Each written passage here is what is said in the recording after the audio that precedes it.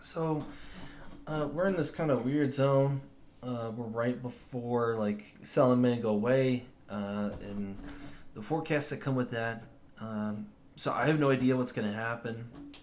Right now, it's just news to news kind of trading, and the closest news that we got that's like big news is like the Fed funds on like May 3rd. So like anything can happen after that. It could just keep grinding higher, or it could just pull back. So I got a scenario if it pulls back, and this is kind of where I think it would go to broadening wedge style.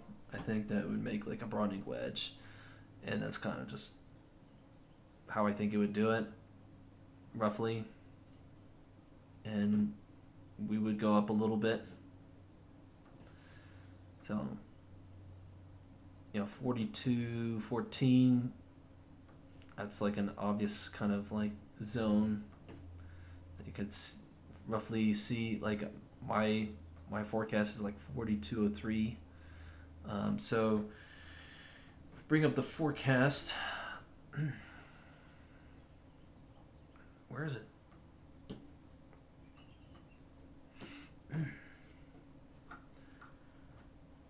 So this is the mass salt forecast, 42.03, 41. And we look here for 403,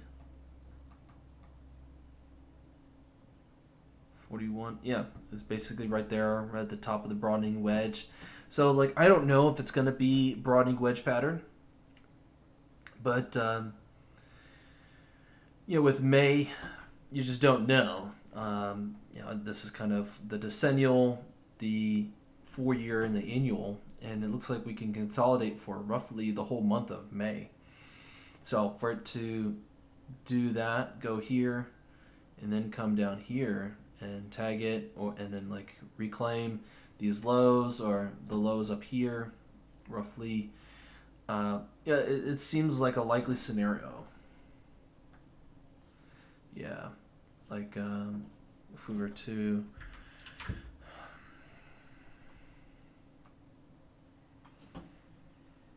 do like this.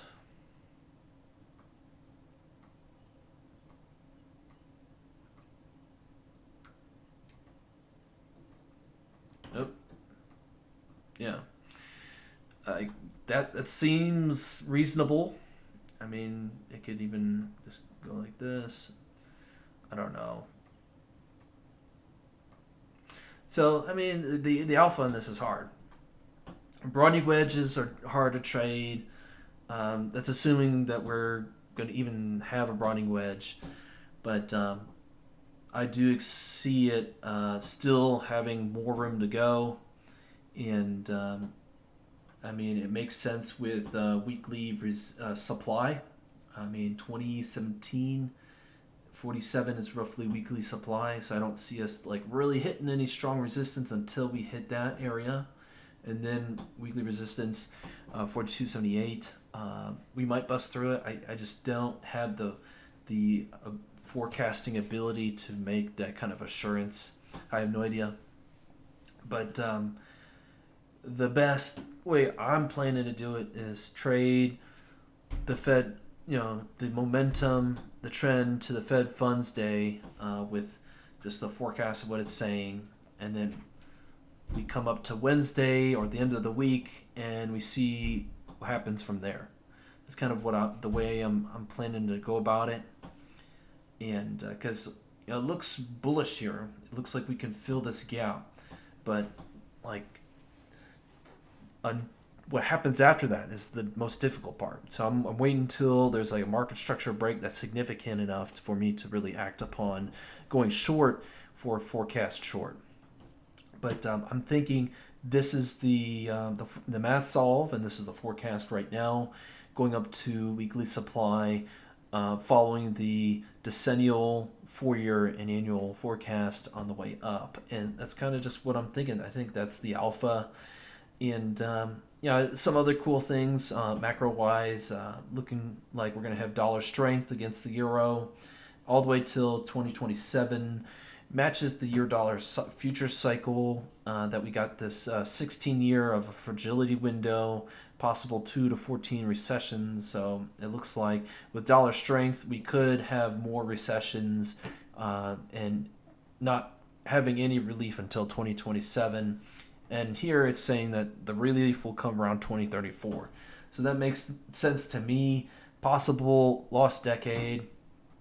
Um, Strength against the Qs going into 2024. So I know 2024 is like on the radar for everybody who saw the 2 and 10 year inverted or the 3 and 10 year inversion on the Treasury bonds, and so that's something that's not really new alpha, but I just wanted to show this math solve into 2024 of the SPY winning against the Qs, and really signaling that we're definitely in a slowdown and a contraction kind of mode, and we haven't really seen any kind of shift in that, and that's kind of just what I wanted to justify or show a solve on that. Two-leg cycle. These two-leg cycles are not really accurate, but for the most part, I think it's not a bad forecast. That's the Charles Schwab Robot Revolution, the top 9 market cap versus SPY, and it makes like a double bottom bull flag or cup and handle, and I see it outperforming the SPY going into the beginning of the growth 5 to 6 years of 2034, 2035 into the new Eurodollar future cycle. So I'm saying that looks like a good play, something that would outpace the S&P 500. Two-leg forecast for the S&P 500. I see us. So I took candle box laws, triple phi leg, magic number, price magic number mirroring magic number 369, Nikola Tesla's number, and then I was like, okay, if we assume that's the top, where's the next leg? And we got a magic number 3 mirror 3236, about 336. So it's close to 3,200, and it looks like a math solve on the quarterly. So that's kind of just what I'm anticipating going into 2024. I think that's about it. Nothing really magical except that. And we're going to see what happens coming up. And thanks for watching.